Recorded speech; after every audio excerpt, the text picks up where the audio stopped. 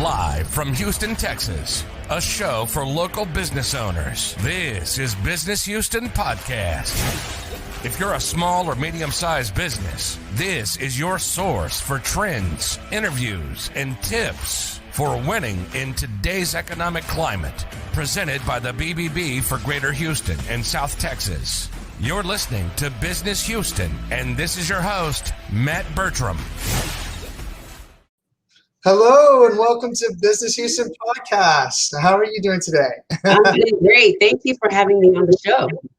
Hope you like the intro. We're adding to it as this is a pilot program, as a lot of you know. Well, why don't you introduce yourself and your company and what you do, and we'll just kind of get started there. Sure. My name is Kisshia Simmons. I'm an immigration attorney. I work at Chamberlain Hrdlicka. It's a law firm located in Houston. Actually, there's 4 offices: Houston, San Antonio, Atlanta, Georgia, and Philadelphia. And in the immigration practice, I primarily work with corporate clients. So most of my clients are employers who are doing visa and work authorization for their various clients.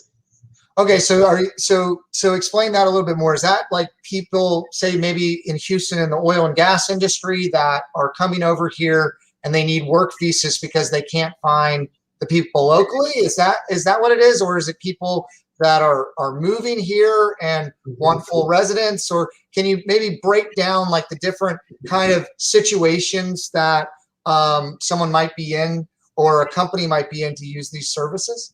Okay, so there's different types of work visas. Some are for individuals who are outside the United States.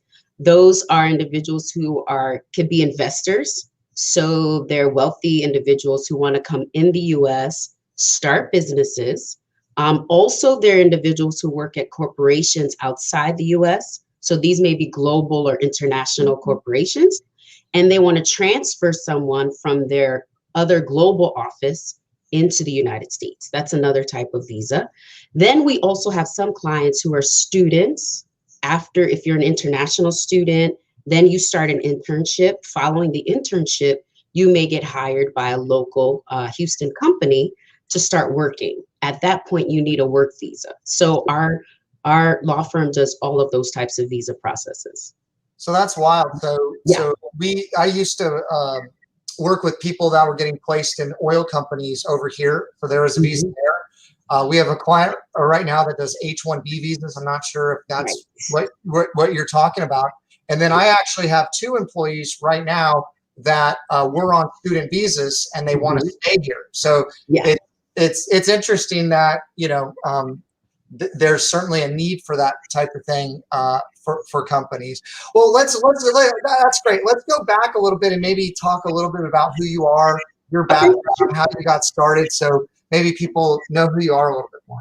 So I actually started in law school at Georgetown University. After I graduated from Georgetown, I got a job with the Department of Homeland Security. I was an ICE attorney and I did immigration trials. So immigration trials, you're before an immigration judge, and I did those in New York City. So I worked there for a couple of years, and that's how I started actually doing immigration cases, because I got the opportunity to work with the Department of Homeland Security doing the immigration trials. After that, I had my own practice. So I went to the private bar side. Before that, I was on the government side. Those are cases where you're deciding whether someone should be deported. And then I switched to be on the side of the actual individual who was trying to stay in the United States. And those are the cases that I handled on my own with my own practice in New York. And now I've moved to Texas and I've joined Chamberlain Hrdlicka, the law firm there. So that spanned about almost 20 years of me doing immigration work. Mostly for employers now is what I do. But I do have some individual cases. I still go to court sometimes for some of my clients. And I do other cases like naturalization cases. And if someone gets married, I also do some green card cases for them as well. Oh, that's that's great. So I guess I don't know that. So I typically ask, how COVID's affected your business. Okay. I wanted to also ask, just a caveat to that, is how the election affected your business. If it maybe it doesn't, right? But I do know if you're on the prosecution side and then you come to the defense side, you have a better understanding of like what's going on.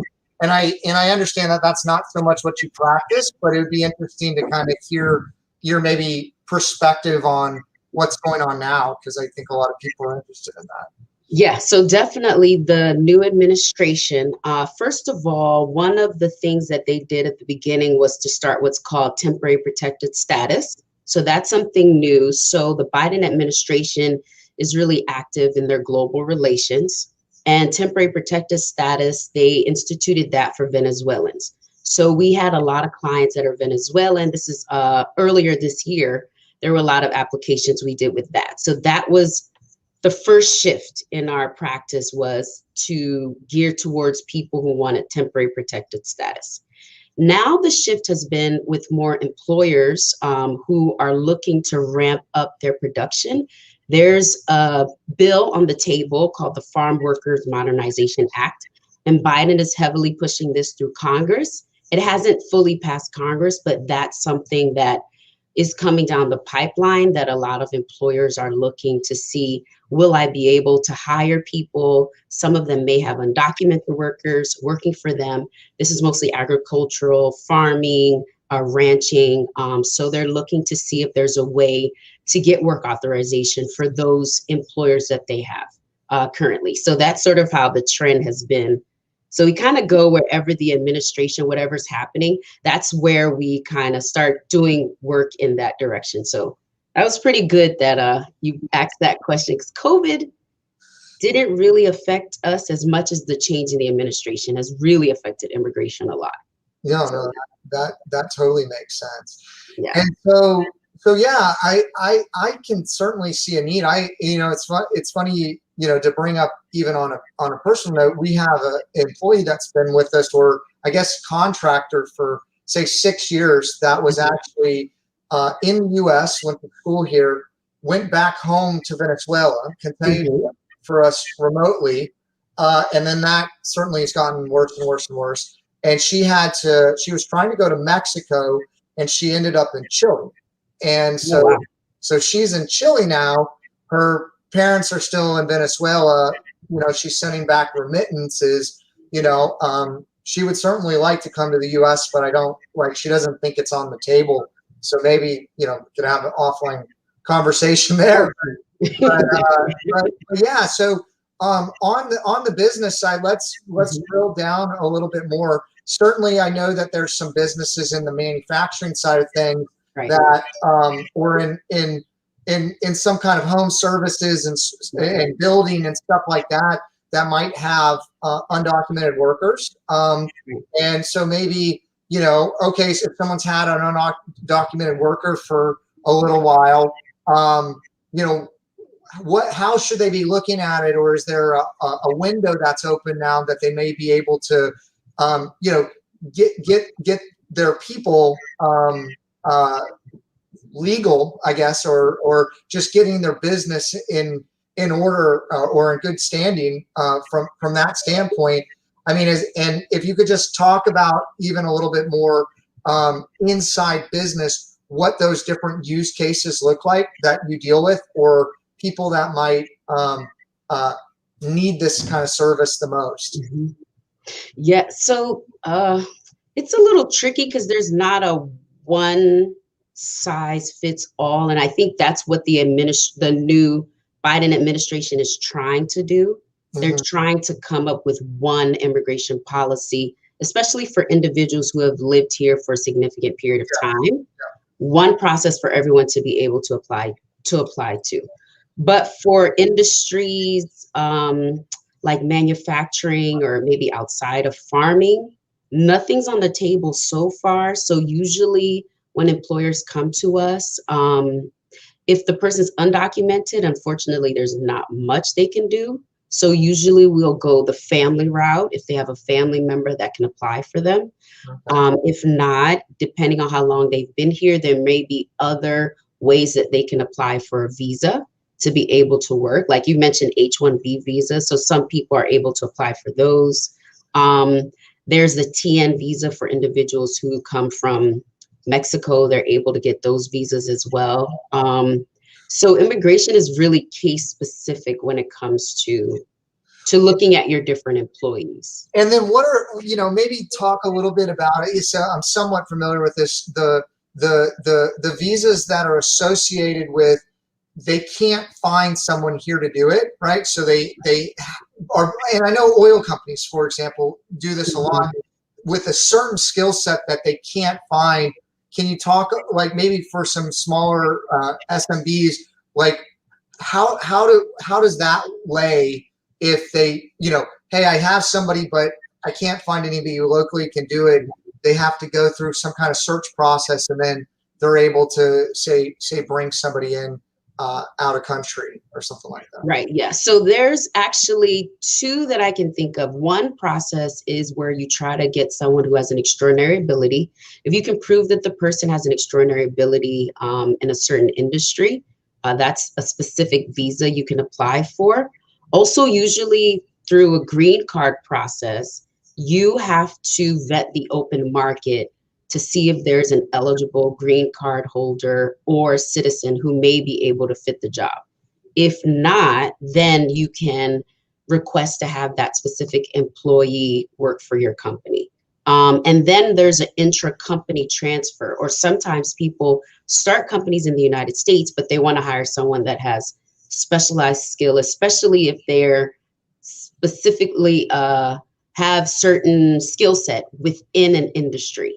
You can argue that you need to bring this individual into your company because they know exactly what your company needs, especially if you have a niche market like individuals who are working alongside oil and gas companies are usually in niche markets within the energy sector.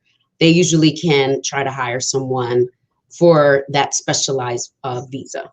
Yeah. So certain types of engineers for oil and gas. Right. I'm not sure if welders. I know there's a huge shortage of welders. I'm not sure. Like, there's also welders that go high up on rigs that are Right. really hard to find. I mean, can you talk about maybe some of the job types that you've done recently, or you've seen commonality in, because someone might go, oh, this could be right for me, Right. Specific job types. We did one. This is not an oil and gas, but we did one case for a geneticist. Okay. So that was really interesting. Yeah. That case involved, the DNA ancestry. Yeah. So this individual actually had been doing this work for years outside of the United States. And so they had a skill set to be able to analyze and do the research data. I also have a case with an economist who lived outside of the US, and she actually worked for the government outside of the United States. And she has done research from a public policy standpoint. And she now is going to be working with a company in the US because she has such a great background within economy. So she's a business economist, and she really has a highly specialized skill set. So those are two of the cases recently that I've been working on. Some really interesting cases from that standpoint. So I know that you can do extensions on, like, the student visa, and it's hard because every case is unique. But is there generally a range, if someone was going to start the green card process or start a visa process, of how long that would take, or roughly what it would cost, or like maybe even a minimum of what it's definitely going to cost, so people have some idea of, okay, I can afford this, or a lot of these people sometimes even that are here on visas in that instance have like really tight clocks, right? Before they might have to leave the country and try to come back, or maybe you can speak to any of that from any standpoint you feel comfortable with. I know it's kind of a very open-ended question. So okay, no, that's fine. So usually what we do with clients, if they're applying for a green card, so a green card case can take up to a year. Okay. Most immigration cases, especially if you're working with something specialized, like we just mentioned, it could take at least maybe 3 months to put together the documentation. You usually have to do a lot of support it with a lot of articles and a lot of research. So it takes at least 3, maybe 4 months, sometimes longer, depending how the time frame to put those cases together. So what we do, we like to work with our clients and do payment arrangements for them to help them to be able to come up with the funds to be able to submit. So we never really have an expectation to, I mean, it'd be great if all clients could pay that fee up front, because some fees can range from anywhere between $6,000 to $10,000 or $15,000, depending on how many people and the type of case. So a green card case, because that's permanent residence, would be on the more expensive end. If you're getting a temporary visa, it will be on the less expensive end. So we're talking about $5,000-6,000. But what we do, because we know the time frame for processing the case takes a while, we allow some clients to submit one portion up front and then another portion towards the end, or over the month period, they're able to make payments. So we understand that there's expiration dates, and we want to be able to get a client in so that we can get the process going and not have it hampered with them not being able to pay everything up front. Yeah. So we're really pretty flexible with doing those payments. And then you still have to think about the application fee. So the employers usually have a very significant application fee also to pay. They can range from, it can be almost $500, $700. If you want to expedite your case, then you can pay an additional $2,500 in addition to that base $400. It's $460 or $700. Okay, so we're talking about significant fees that you may have to pay in addition to our legal fee. So we're pretty understanding of a lot of the costs that are involved, and allow most of our clients structure payments. Some pay monthly, pay a set amount monthly. Got it. Okay, that's great to hear how flexible you are. Yeah. All right, so to kind of switch gears a little bit, I'm going to also pull up your website for those that are watching. But maybe you can tell us a little bit about, how you're getting your name out there, or how do people find you? Because this is really unique. I would think that they probably would go to Google and search, or they call somebody they know. I mean, outside of those two things, what are some of the things that I guess you might do to get the word out, or maybe you do presentations about it, or webinars that would be helpful to educate people. I mean, this is more, I think, an education component of, this is what I'm trying to do. I know I need to do this. I don't know the right terms, but how do I go about doing this? That sort of thing. So what I specifically do, because I know that there are a lot of individuals and immigration can be really complicated. It's interesting because even attorneys at our firm who do not do immigration law say immigration is very complicated. So what I try to do is to simplify it as much as possible. I do a monthly blog as part of the immigration practice group. That blog is posted on our website, and it's also posted on our firm's social media. And then I also have an individual newsletter that is sent to all of our current and past clients, and they also receive that blog as well. And then I've also had some articles published by the Houston Business Journal and also Texas Lawyer. So, and then I also post my articles on LinkedIn as well. So that's sort of how we're trying to get a lot of the word out there. One of the things we're trying to really promote now is our ability to do I-9 cases. So that's one of the new things that we're seeing a lot of activity on that, because there's a lot of I-9 audits that are going on right now. So I-9 is really important for employers to monitor, because once you complete your I-9 form, a lot of that could pertain to immigration and whether you're work authorized. So that's something that our firm is also reviewing, and we're doing a lot of articles to inform a lot of people about that as well. No, that's fantastic. So can you tell me a little bit about, what it means to be a BBB member and kind of what that means to you and how you view that? Yeah. So I think it's great. I actually remember when I was young as a teenager and I had an issue with the business and someone told me about Better Business Bureau. I was clueless and didn't know what it was. So up until this point, I think I'd really looked at it as when a business does something wrong, when a business does something bad, then you want to report them. So it's not until, recently that I'm seeing that there's real benefits to not only being informed about what businesses are able to offer, and what are considered the trustworthy businesses.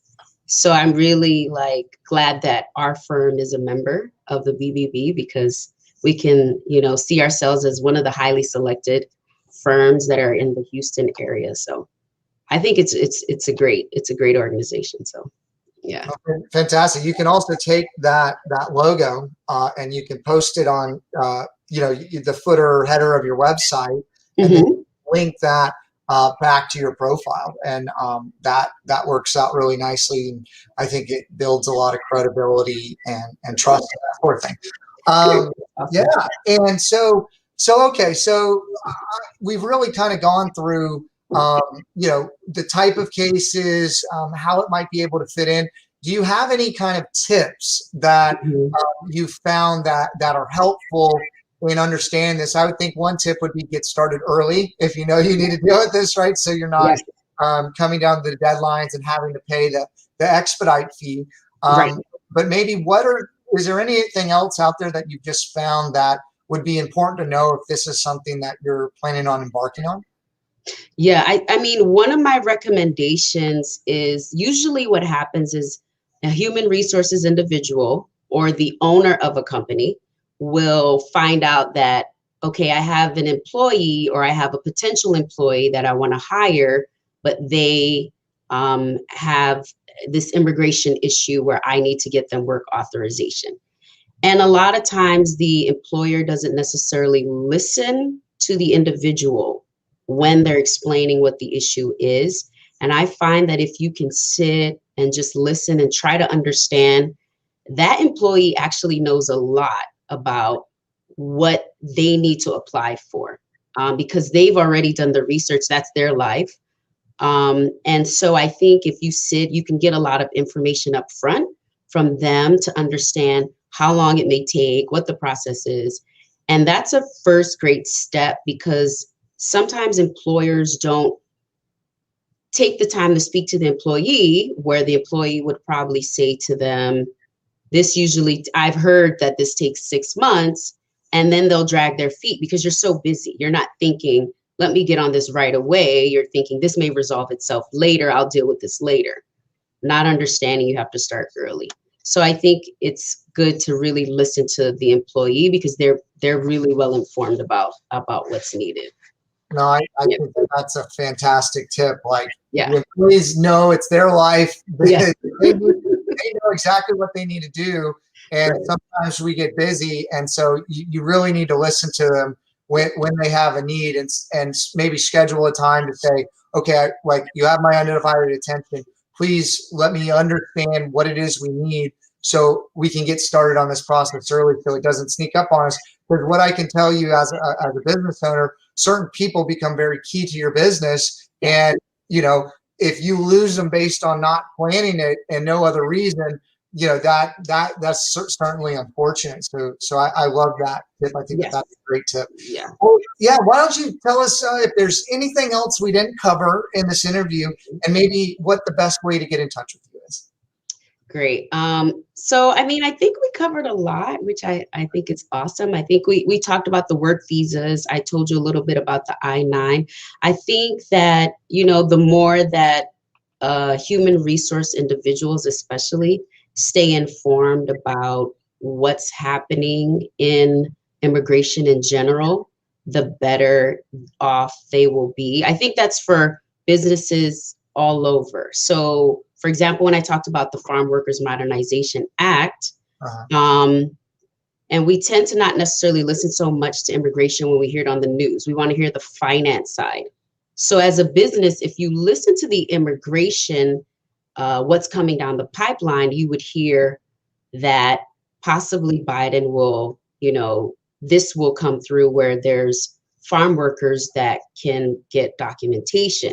So if you work in the manufacturing, packaging, and affiliated industry, products that are associated with agriculture, supplying housing to farm workers, all of those other affiliated businesses will also be impacted. So you'd be able to get a jump on what's coming down the pipeline just by listening to what's happening in immigration. So I think a lot of times you think this doesn't involve me, or, oh, that's so unfortunate, but it really is important to businesses, especially in Houston. There are a lot of diverse industries that are really impacted by immigration. So if I could just give that one tip, I think that would really go far with a lot of your listeners. Oh, absolutely. Yeah, I think that's great. So what's the best way to get in touch with you? I know you talked about the blog on chamberlainlaw.com. I think it's /immigration. I can see your blog. You got some really well thought out articles there. I'm assuming they can connect with you on LinkedIn. Kisshia Simmons. For those of you that are listening. But yeah, what is the best way to get in touch with you to make sure people can find some of your great content out there? Yeah, definitely. You can email me. My first name, KISSHIA.Simmons@chamberlainlaw.com.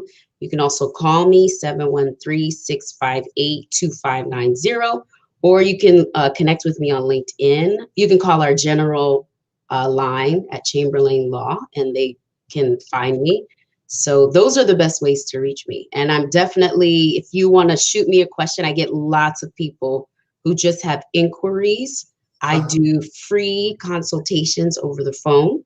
So I do a lot of those. I probably do maybe 5 or 6 a week, from people who say, I have this issue, I'm thinking of hiring this person. What do you think? And I will speak to you over the phone for free, free of charge. So I think that's good to know that is out there. And you said you had a lot of offices. What office? I mean, maybe you're working from home with COVID remote, but if someone wants to meet with you in the office, just so they kind of understand what area of town or roughly where is the office located, because I think a lot of people like to know that. So we're located downtown in the Allen Center. So that's West Dallas and Smith. And it's right downtown in the Allen Center. And we validate parking, so you don't have to worry about parking downtown. I think a lot of people get a little frustrated or, kind of confused when it comes to parking and getting in downtown, but we make it really simple. So I definitely can meet with you if you want to meet with me in the office.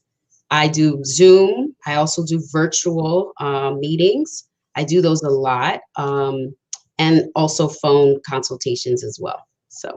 All right. Well, fantastic. It was great having you on Business Houston podcast. So. Thank you.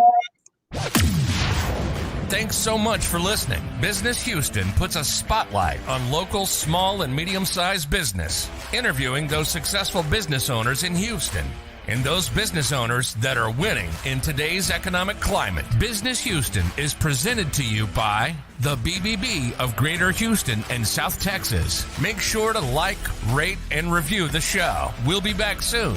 But in the meantime, hook up with us on social media at Hugh Biz Podcast. That's HOU Biz Podcast. Till next time, this is Business Houston.